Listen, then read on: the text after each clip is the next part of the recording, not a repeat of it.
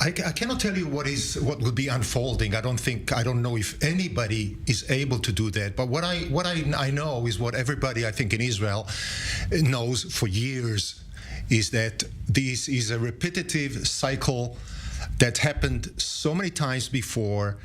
We hit specific 3 terrorists. Day after tomorrow, there's probably going to be 3 replacements of them. And meanwhile, if you compare the damage, Israel's southern part of the country is paralyzed. People are not going to schools. Everything that is happening. I don't know whether anybody thinks that there's any significant advantage in the total count to those acts.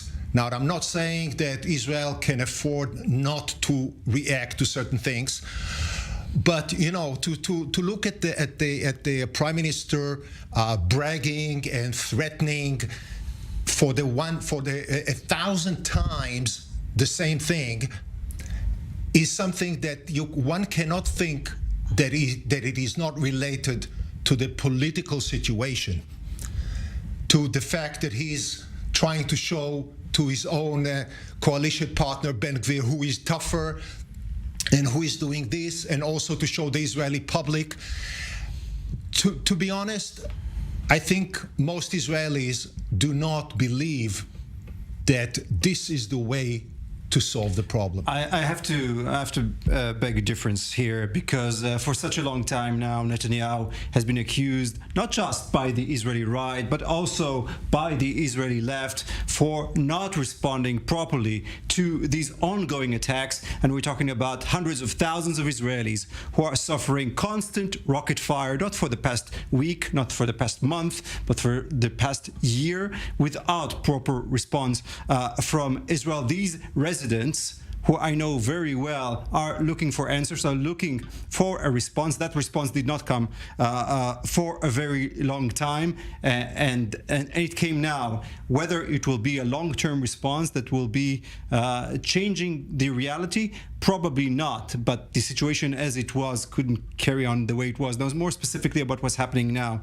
The negotiations for a ceasefire have been ongoing this evening with the participation of the Egyptians, with the Qataris, with members of the United Nations. The turning point is the fact, according to these reports on various Palestinian and media and Arab media outlets, is the fact that Israel refused to stop the targeted killing. The PIJ said there's no ceasefire unless there is an agreement of this kind. And what we saw is another massive barrage of rockets towards the Israeli south. As a result, Israel is upping the pressure and upping the strikes on PIJ members. We saw 2 strikes on buildings belonging to officials from the PIJ. Israel wants to end this. Israel is not interested in a long-scale escalation at this point. Israel doesn't want to drag Hamas into this conflict. It wants to end this right now. At the moment, as long as these barrages continue, Israel will not be able to agree to anything else.